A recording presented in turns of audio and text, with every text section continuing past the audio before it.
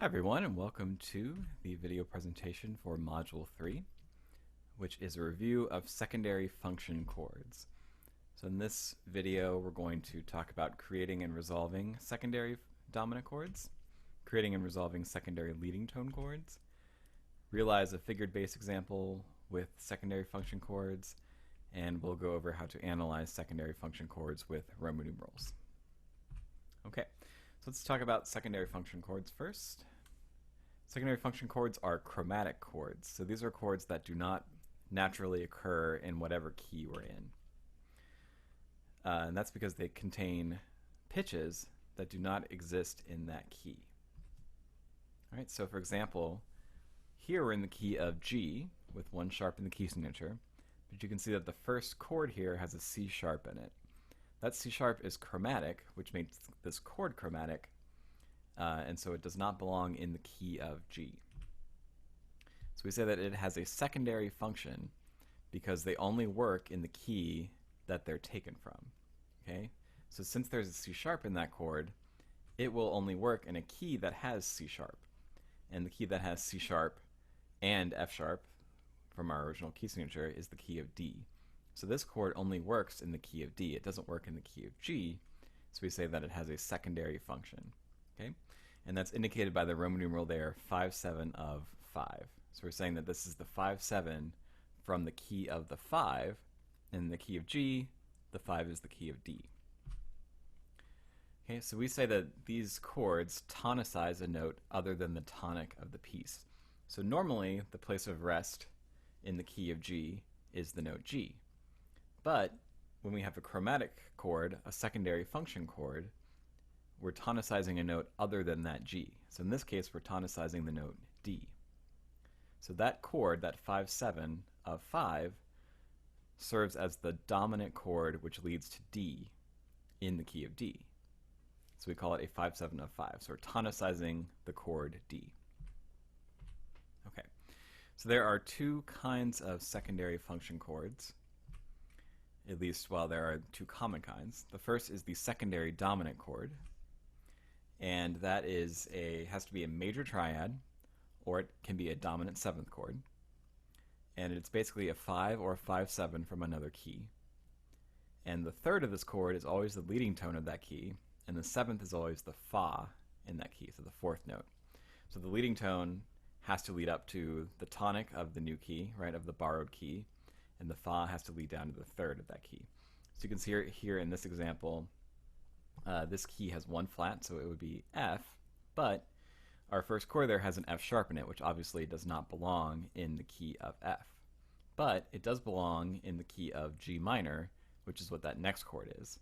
So this is borrowing a chord from G minor and temporarily treating G as the tonic. Okay? And this is a dominant 7th chord, so we would call this a secondary dominant chord. Okay, the other kind is the secondary leading tone chord. These are always diminished triads, half diminished 7th chords, or fully diminished 7th chords. Okay, and they're either one of those chords borrowed from another key. The root of this chord is always the leading tone of that key. As you can see, again, we're in the key of F, but our chord there has a B natural in it, which does not belong in the key of F. But that does belong in the key of C, which is the chord being tonicized. So that chord there, if we looked at it in reposition, would be B natural, D, and F natural, which is a leading tone 7 chord of the key of C. Okay, so the two types there are the secondary dominant chord, which has to be a major triad or a dominant 7th chord, and the secondary leading tone chord, which has to be a diminished triad, a half diminished 7th, or a fully diminished 7th. Okay. The voice leading for a secondary dominant 7th chord is the same as any dominant 7th chord, so we just talked about that in our last video. And the things to always try to do with your dominant 7th chords is to make sure that the 7th of the chord resolves down by step. You can see here that the E, which is the 7th of this chord, resolves down by step to D. The second most important thing is that the leading tone resolves up to become the tonic. Okay, so our leading tone there is A sharp, and that would resolve up to B, which is the tonic that we are temporarily treating as the tonic of the whole piece, right? The one that we're tonicizing. One exception occurs when you have a chain of secondary dominants, and we can look at this more in our Zoom session. But if you have a chain of secondary dominants, a weird thing happens where it's actually better voice leading to move the leading tone down by a half step to become the seventh of the next chord. That's probably the only exception I can think of, or the only time that not resolving a leading tone up by step is the right way to go. Okay, and then for secondary leading tone chords, the leading tone, which is the root of the chord, resolves up by step.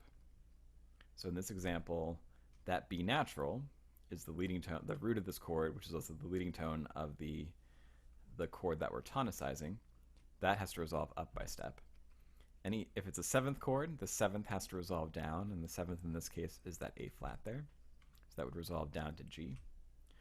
And then if it's a fully diminished seventh chord, you want to make sure that the two tritones that exist in that chord, which in this voicing is from the bass to the tenor, we have a D to an A flat, which is a tritone, and then in the alto and tenor you have an F natural to a B natural, which is another tritone. So you have two tritones, and you have to resolve those to either a third or a sixth. So if it's a augmented fourth, like the top one there, that resolves to a sixth in the top voice. And if it is a diminished fifth, like on the bottom two voices, that would resolve to a third. All right, so let's look at an example of this. This is a bass line, a figured bass line in the key of G, and it has a secondary leading tone chord and a secondary dominant in it. So, get the marking tool up here. Okay, so as always, you want to start with a soprano line. So I might start this on, a G. Okay, you want to emphasize contrary motion like we always do with our soprano and bass lines. So in this next chord, we need to have a fourth above that F natural, a third above this F natural, and a sixth as well. Okay, so if we want to emphasize contrary motion, we could go up to an A. That might work, but we could also leap up to a B natural. And I think that's what I'm going to do. I'm going to leap up to this B natural here. I'm just doing that because, as you'll see, those are the two active voices. So if we put those in the outer voices, it might be kind of a stronger sound. So if I consider this chord in its root position form, that means that this F natural is the fifth. So the root of this chord is actually the B that I just wrote.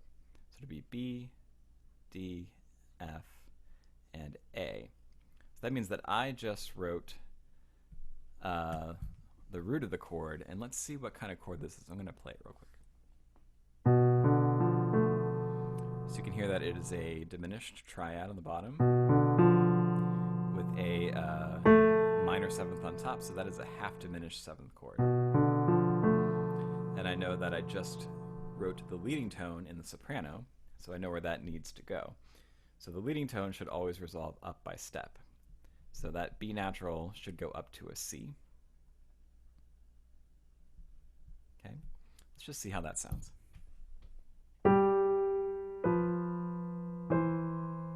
Yeah, pretty nice. Okay.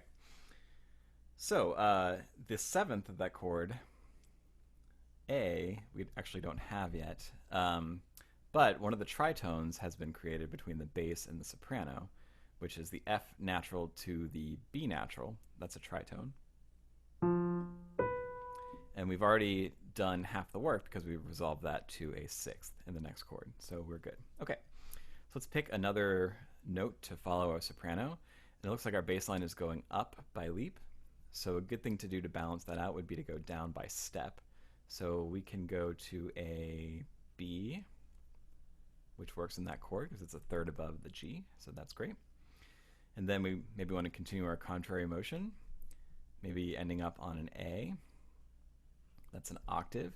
Now we know if this chord calls for 7 and it calls for a sharp 3, if we're going to double the root of this chord, that means that this chord is going to have to be incomplete. So I'm going to make note of that, which means we're going to have to leave out the fifth of this chord if we want to have the same soprano line. Okay, we could do some oblique motion and keep the A here because a fifth will work above that next chord. And then we could resolve this down to the tonic G down by step. Okay, let's see how this sounds.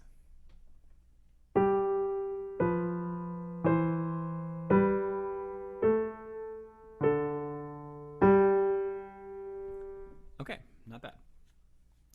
Now let's go back to the very beginning. Because we only have an octave range here between the bass and the soprano, we don't really have much choice if we want to voice this as a full chord. So our tenor will have to take the B.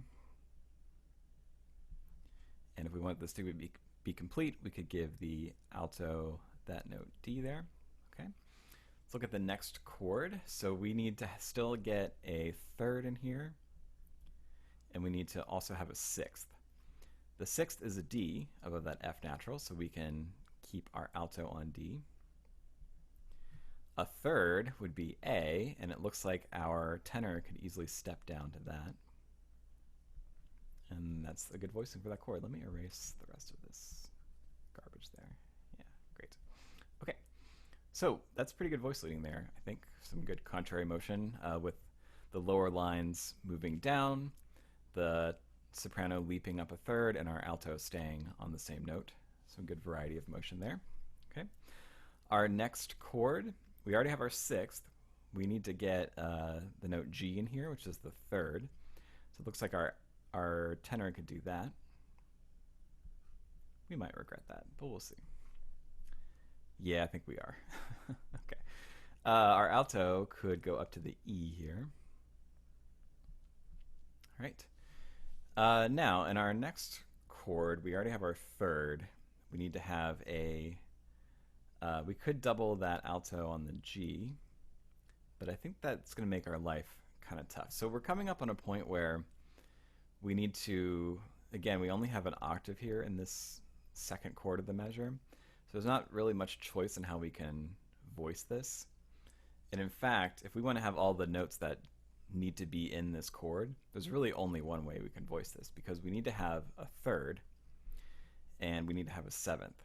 The seventh can't go in the tenor because it would be below the bass note there, and if we something crazy like put it all the way up above the staff, it would be almost next to the soprano, so we can't do that.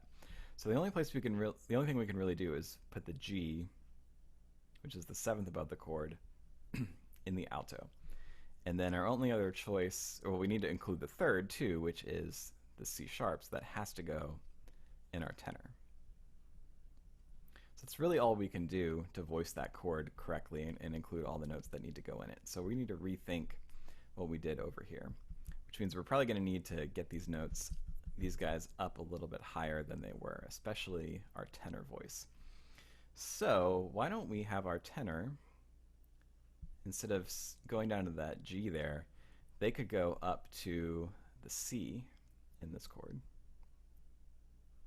And that gets us in a good place, I think, to get that C sharp. And then maybe they could go to the D here in that chord. So that way we have, I think, pretty good motion. Don't love the counterpoint because it goes down by step, a leap, and then another step, and then down a step. A little tough to sing there. I wonder if there's a way around that. Yeah, actually, we could. Here's what we should do. Let's make that tenor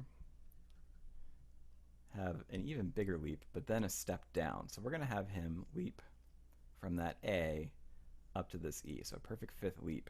But then we're going to balance that by a step in the opposite direction. And to me, that seems like better counterpoint.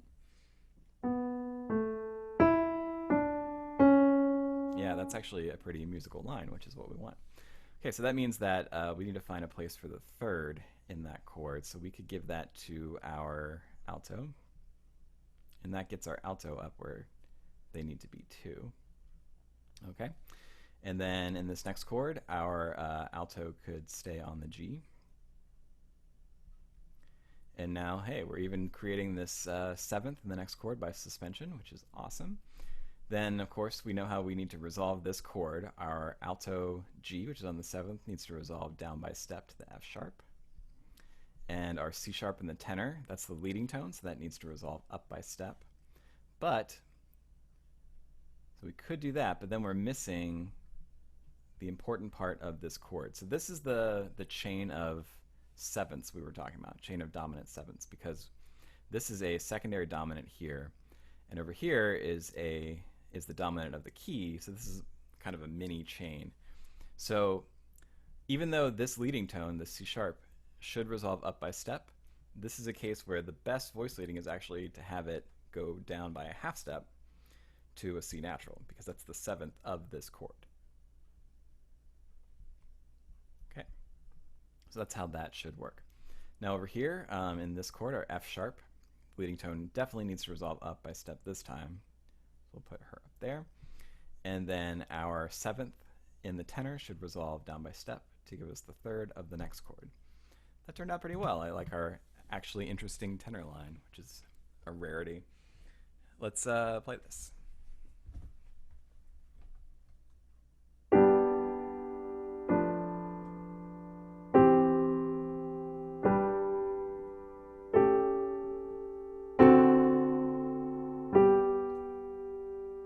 Really like that half diminished seventh chord there. You don't hear that every day. Okay, so let's do some Roman numeral analysis now that we've written this out. Our first chord here has the root of G, not an inversion, so that is a 1 chord in this key. Here we know that this is a chromatic chord because it has an F natural in it. So this is going to be a secondary function chord of whatever follows it. So let's just figure out what follows it here, and then we can go from there. So we're looking at this third chord, which has an E in the bass, and it's in first inversion. So that is a C major triad. And in the key of G, that's a 4 chord. So this chromatic chord over here is something of 4. And we already know, because I told you earlier, that this is a half diminished 7th chord. So this will be a 7 half diminished 7 of 4. Okay. This the first chord of the next measure here is a chord with the root of G, not an inversion, so again we have a 1. Okay.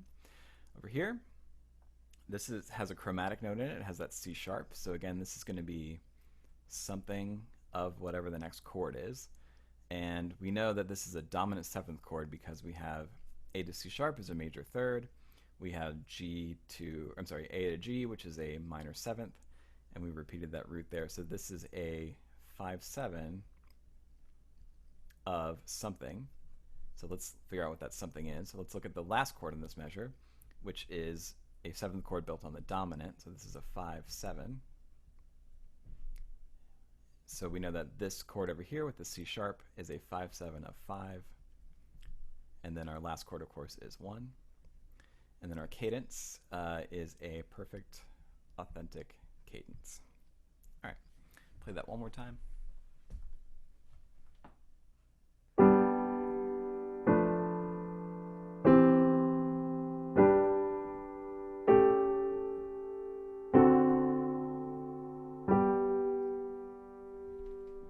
That turned out pretty nicely. Okay, great. If you have any questions, feel free to email me, or we can talk about it in the Zoom session after this. Otherwise, thanks for watching and have a great night.